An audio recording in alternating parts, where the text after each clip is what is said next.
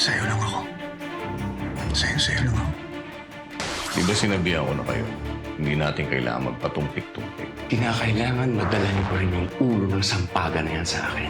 Ako ang dahilan kung bakit nasa gantong sitwasyon si Mr. Sampaga. I can't just sit around here and do nothing.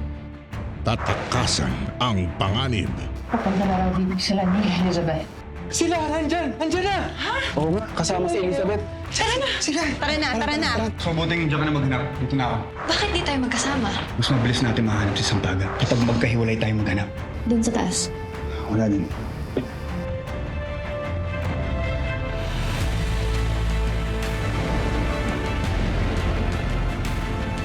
At iba ang mahuhuli.